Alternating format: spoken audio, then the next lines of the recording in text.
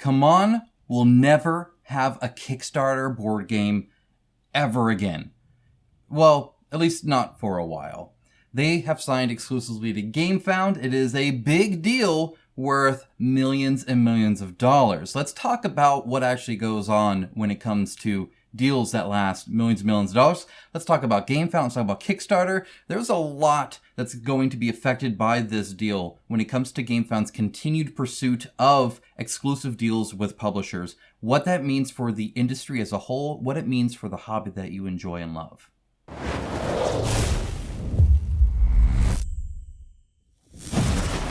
First of all, it's good to be back in here doing normal content. I'm excited for it. This is a big deal, guys. This was just announced.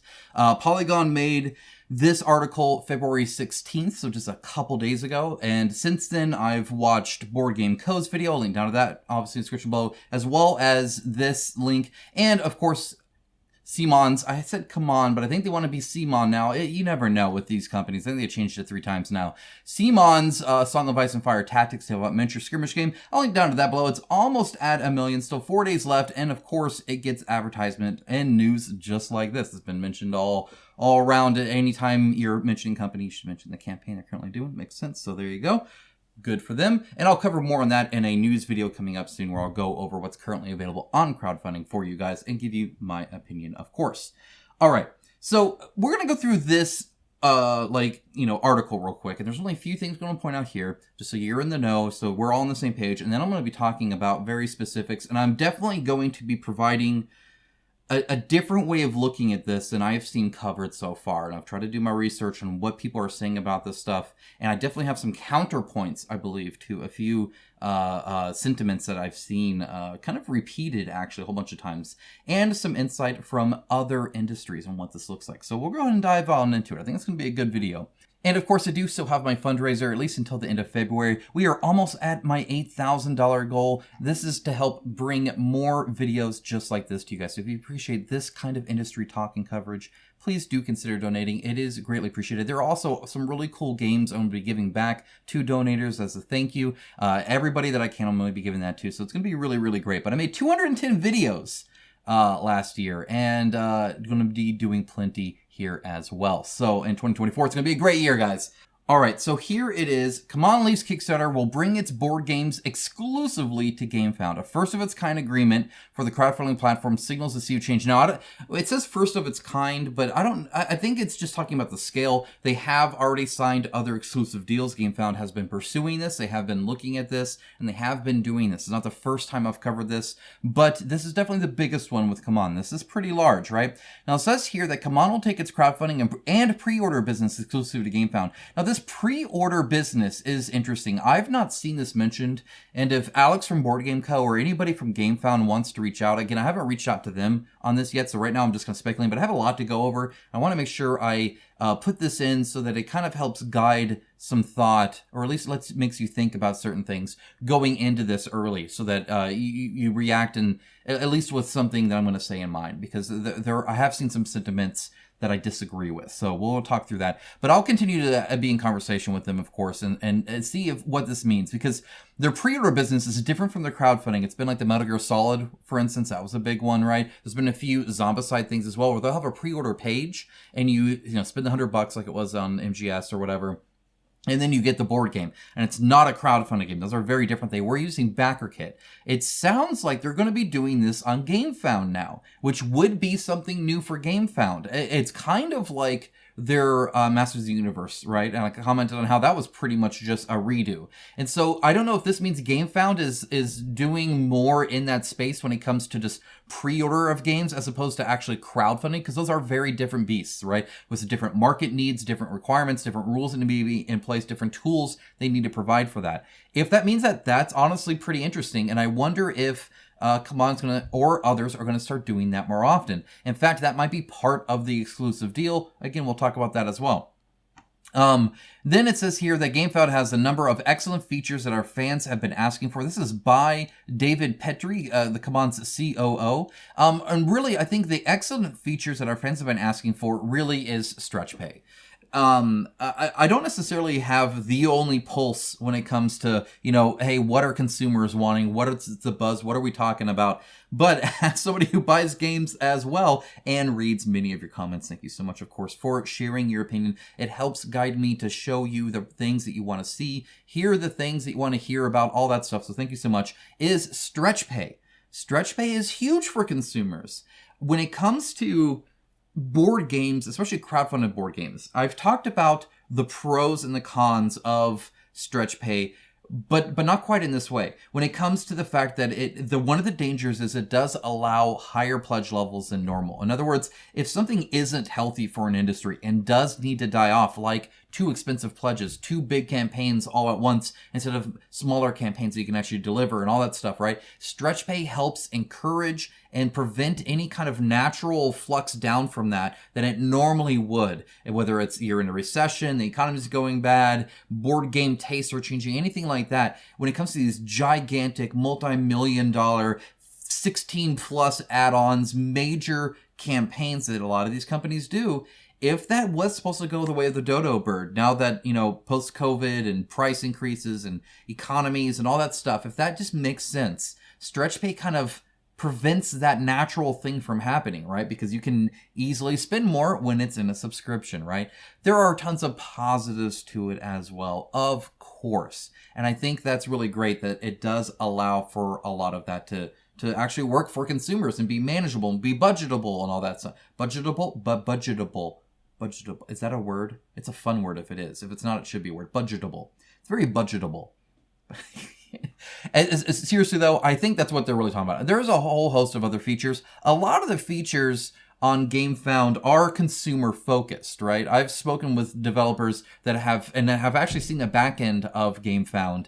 And like with all tools that have to deal with like any kind of global shipping and stuff like that, it can get very confusing, it's not the best back-end system.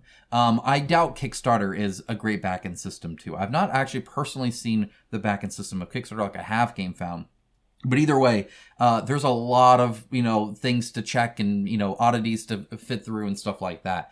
But the consumer, front-facing features of GameFound, which tends to, I think, be their focus, is definitely massive. That's huge. So, yeah, I think that's really what they're looking at there. All right, it's also good to see that both sides are happy with the agreement. That's typically how agreements go, though. So, but in other words, that's almost a useless thing to say. But it's also kind of an important thing to say. Because really what he's saying is that both are actually very happy with the deal. In other words, there wasn't a lot of back and forth. It's typically what they mean when they say something like that, is that like it just was a smooth agreement where both parties were like, I have something to offer you, you have something to offer me. We both feel like we win. 2 + 2 = 5 and everybody's happy, right? Like that's the idea, I think. In which case that's really great to hear. And I have a suspicion on what GameFound is providing them. So now they're talking about, just a whole bunch of other stuff there when it comes to GameFound and, how much they're doing or whatever. One interesting thing here is that they actually made in 2023 $56 million in revenue. In other words, they brought in that much income. But that actually parallels Kickstarter's own decline for tabletop that was reported to be about $43.8 million. Now, obviously it's not a one-to-one, and BackerKit's kind of there in third place somewhere doing whatever it is they're doing with Stellar Games and stuff like that. But either way, like, that is obviously one's showing rampant growth and one is showing very much decline when it comes to GameFound and Kickstarter. Now, Alex talks more about this in his video, so I'm not going to try and just repeat information to you guys, so that is linked down below. Feel free to watch it, and he kind of goes over what a lot of that means. Suffice it to say, obviously, GameFound is taking a lot of Kickstarter's lunch money, and Kickstarter isn't really adapting very well to it. Now, Kickstarter is focused on more than just board games, and GameFound is not, and we'll talk about that in a little bit as well. But either way, kind of interesting to see that. Now, as for CMON, if you're wondering how big of a deal this is, in 2012, since 2012, it has run nearly 60 successful campaigns on Kickstarter alone, earning an average of more than $1.9 million for each one. And that includes a lot of the early ones that never reached $1 million because it was really early days. right? Its business accounts for an impressive 108 million on Kickstarter, or more than 5.4% of the Brooklyn-based company's cumulative earnings from tabletop crowdfunding over the last 12 years. In other words, out of every single board game dollar Kickstarter has ever brought in, CMON has accounted for 5.4% of that entire amount. That is beyond impressive. For a single market share in such a crowded space with so many, that is definitely up there, right? That is an impressive thing. So this is a huge, huge deal. Okay, now there are a few things I really wanted to talk about when it comes to this, right? And I think it's kind of important. First of all, I've seen a conversation about competition, because this is an exclusive deal. So, and this is, on face value, it's almost anti-competitive, right? Because in other words, it's not saying, oh, hey, we just offer the better thing and therefore CMON naturally comes to us. It's, we signed a contract and now CMON is required to be on GameFound, whether they want to or not, right? Now, that doesn't look into why they would sign something like that, and ideally it's a better product anyway, and there's not a big difference. That's not always the case, right? And so I can understand that mentality. The thing is with this, and Alex pointed out one side of this, is that this isn't costing anybody money, right? You just have to sign in and you know, provide your credit card information. It's not just a name and password thing, right? To multiple things when it comes to GameFound and now Kickstarter and stuff like that. So you have to make another free account, essentially. So it's not like it's a console you have to buy. It's not exactly a subscription service you have to subscribe to or something like that, right? It's just, hey, these two websites are now fighting over like who can, you know, be on it or whatever. Which is true. But that kind of is still looking at it as it would be anti-competitive if there was a cost. And I'm not sure that's the case either. You see, competition doesn't mean no exclusives. That's fine. The idea that I've been following the Xbox thing, I don't know if you guys do any video game stuff or not, where Xbox is wanting to release more of their, you know, like, owned properties on PC, on Switch, on PS5, on all that stuff. In other words, you can play the Xbox games on stuff other than an Xbox is kind of the idea, right? And then they're like, well, that's just naturally the case. But really, competition is just 3-ish companies competing heavily against each other, so that you pick the one that you want to go to. A free platform doesn't actually breed competition. It's almost the lack of competition, if that makes sense. The more GameFound pushes Kickstarter, the more Kickstarter has to push back. The more BackerKit has to try hard. It's companies trying to one-up each other that provides a positive thing for consumers. It's when they are trying to make the better deal, offer the better service, do the better thing, get more exclusives, have more people be willing to sign up for them because it's actually worth it and it's great for them. That is actual competition. So grand scheme of things, it's not necessarily, it can be, but it's not necessarily the fact that an exclusive means anti-competitive. The more GameFound takes from Kickstarter, assuming this is a zero-sum game of some kind, some way, some percentage of the time, the more Kickstarter has to start caring and making changes to compete back. And taking people away from them on a signed deal is one of those ways to do that. It's a way that gets you a Polygon article. It's a way that gets the attention to the uppers at Kickstarter. And it's not necessarily a bad thing. I don't view this currently as a bad thing. I've not seen any evidence that says that this exclusivity is anti-competitive anyway. In fact, I view it as something very competitive, especially for an underdog to do, right? To land those big deals, to suddenly get the big IP, to suddenly have the one place, now I want to go to GameFound, and then you want to have Kickstarter be like, no, you want to come here because of X, Y, Z. That's the way you do it. I think it's actually pretty cool and definitely good for the industry in that sense. At least for now. Again, we'll see how things go. Now, there is some risk, and I kind of alluded to this around GameFound, and that's that GameFound has all of their eggs in one basket, and that's board games. Alex mentioned RPGs very slightly. Those are obviously growing on there. We'll see how that goes. The RPG scene is going quite strong right now, which is an opposite of how board games have tended to be, where they're starting to not be as big as they were. We're starting to see less of these massive campaigns, less of the like crazy ridiculousness, and not everybody is winning as they were for a few years during early COVID years. So the board game industry over the last few decades has ebbed and flowed, and it's been at a high but it is coming down, right? That chart continues to do that. And if all of your eggs are in one basket, if everything GameFound cares about is in board games, then theirs will follow the exact same pattern, right? You are tied at the hip to this, for better or worse. If one goes sinking, you do too. Kickstarter does not have that. Kickstarter has everything under the sun, including tech and invention stuff, mechanical stuff, toys. They have video games. They have a whole host of other things to do besides board games, books, all sorts of stuff that they care about besides just board games. So if board games are on a slump, it might be that, video games are at a high, and so they're doing really good there, or books, or whatever it is.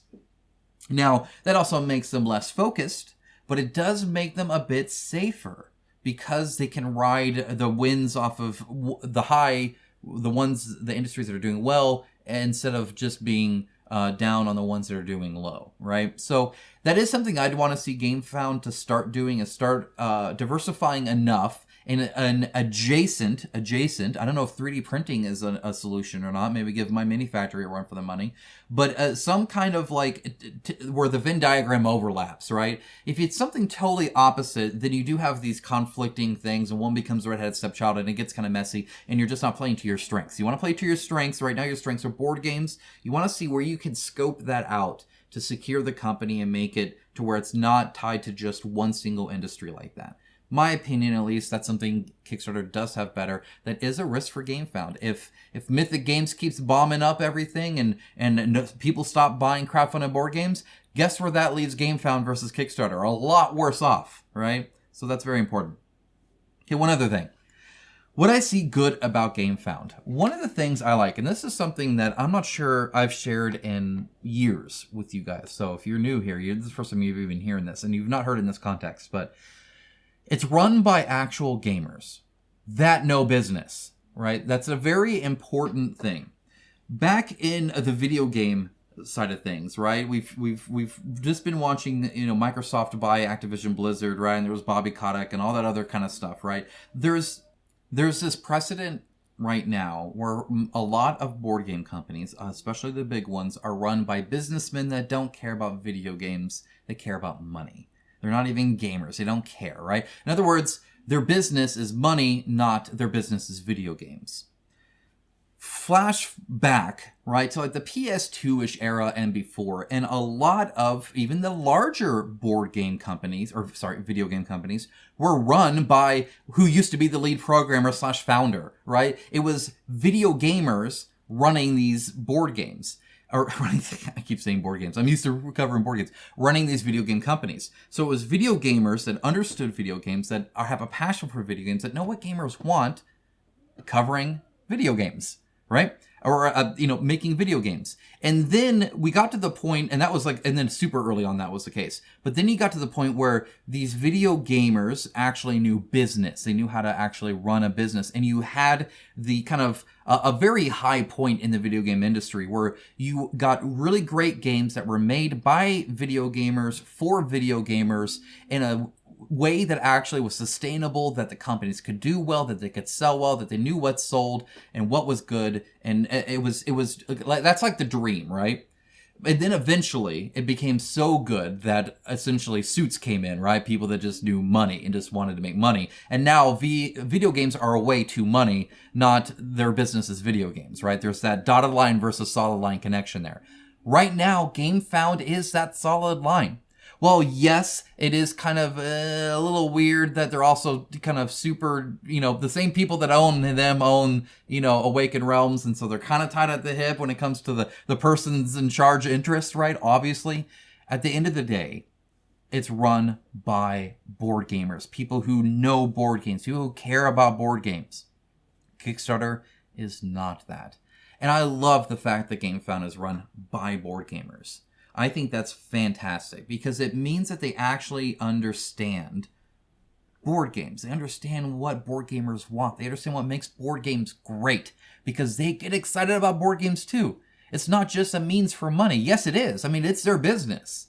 But at the end of the day, they have a innate solid line connection to you, to board gamers, that Kickstarter does not have. And so that's really great. So I think that's cool. So I think this is a fine thing. I'm okay with this, actually. I want to see, I don't know if it's backer kit. It might be backer kit. We'll see if they can keep pushing forward on their stuff and keep improving. Like I said, 3-ish companies, this tends to be pretty good. If you get too many, nobody's strong enough to really compete in a way that's like legitimate, and you can start buying up all the different people or getting a whole bunch of different exclusives. So we'll see. If you get 2, then often they just kind of carve their own paths in the line, and it's almost like one monopoly, right, on each side kind of thing. Getting 3 is often quite good. It's considered kind of a good number when it comes to companies competing. And that's what I want to see. I want to see GameFound take Kickstarter to task. And then I want to see Kickstarter respond. I want to see Kickstarter do some awesome stuff that looks really good, that's really tempting, where I want to see Kickstarter get to the point where it's like, oh man, I wish CMON released on Kickstarter now. That's amazing. Because you know what? Whatever's amazing is good for me, and it's good for you. It's good for everybody. I think that's great. I want to see him keep competing. I want to see a third player come up here that's a legitimate offer that maybe does something a little different. Maybe the T-Mobile of, you know, like of board game crowdfunding companies. Either way, very, very cool. Very big, big news. All right, guys, I'm back. It's a little bit later, but I just remembered something. Big shout out to the folks over on my Discord from my Patreon and YouTube membership, because actually reading some of their comments reminded me of something I was going to share about this. So one of the big points is how both groups are like happy with what went down. But I seriously doubt that CMON was just willing to like take a percentage off or whatever, or like get more of a cut or whatever it is that they took to exclusively deal with them. Now, before I go farther on that, notice there's no timetable listed. I'm sure there is. Nobody writes a contract that's like, forever and all of eternity, we will launch on GameFound. Like, GameFound might not even be a thing anymore at some point. Like, there's going to be all sorts of clauses and stuff like that. So there's definitely some kind of timetable, but they're not advertising that right now, which is kind of weird. It kind of reminds me of like PlayStation exclusives, where it's like exclusively on the PlayStation, and then you have to look and read and finally find out, oh, it's for like the first 3 months. Right, or whatever, the first year or something like that. But often, though, they're not going to mention that. They're going to mention it's exclusively on there, right? Same kind of thing here, where it's like, for now, they're exclusively on GameFound. How long that is, I don't know. Again, I'd love to find out. I'll be asking questions around that. But when it comes to the deal, right, when it comes to landing the deal and getting CMON to say, yeah, we won't do it on Kickstarter for X amount of time, no matter what kind of thing, right? Like, what do you have to offer for that? And honestly, I think the truth is in what they post, the features. GameFound has a history of kind of essentially giving certain companies a white glove service, right? Or the white glove treatment, where if you have something that you want, they will have their developers actually work on it, prioritize it, and do that. Now, often it has to align with them and what they want as a business, but part of what they want as a business is CMON exclusively going on there, right? So CMON, for instance, the pre-order system, right? That might be something that you'll see on GameFound, and it might be because of this deal, as in CMON says, hey, we'll come to you, but we need to actually have this in one system. We don't want to do backer kit and GameFound, all this other stuff. How about we just do GameFound and you support our pre-orders? And by the way, we want it to look like this, and we want it to support this, and we want to be able to do this with it, right? I'm sure there's some kind of percentage change difference there too, but I think a lot of it is essentially dev time that they get dedicated to the developers to get certain features rolled out or prioritized or customized that better fit CMON. And in turn, then everybody else usually benefits from it, et cetera, et cetera, et cetera. It might also have some ad stuff too, but I really think the dev time is probably the big thing. It's what they focus on the features, combining that with the pre-orders. My suspicion is that you're going to see some new features coming out of GameFound, and a lot of it will be tied directly to whatever contract was signed with CMON. I think that's kind of how this is going to go. And honestly, I think we all win from it. But definitely, this is kind of paying in to get what's already 98% what you want, that other 2%, right? And that's what I think CMON's looking at GameFound as opposed to spinning up something on their own, which would be obviously a huge undertaking and costly undertaking when it comes to all the dev time and the costs associated with that, especially ramping up and then getting people to actually go over there. Why not just go to GameFound and have them do it for you? It's a win-win for everybody at that stage, right? Which I think is the whole point. Okay, all right, that's all I had. We'll go to the end of the video now. Let me know your thoughts on this, of course. I'm curious about the pre-order thing, so I'm going to look into that more. because that would definitely be a different shift to GameFound, and I wonder if other companies would start doing it too. A pre-order obviously is a bit more safe than a crowdfund, right? And so when it comes to security, that might be the answer for a lot of people. Hey, I made this game. I'm not doing stretch goals anyway, so we'll just do a pre-order instead. Maybe that's the case. Maybe they won't make as much though that way. I'm not sure. Not sure. Anyway, guys, that's all I have for now. If you have any extra thoughts, please do share them. I would love to take a look at that, of course. Do check out their campaign for A Song of Ice and Fire. That's down below, their new tactics game there. Do check out Alex's video. And if you do so kindly want to donate, of course, there is a link to my fundraiser there. But if nothing else, a like, subscribe, a comment. They're all so great. Thank you so very much. I love doing this for you guys, and I'm excited to get back into it. So let's go on and talk some news next. Bye, guys.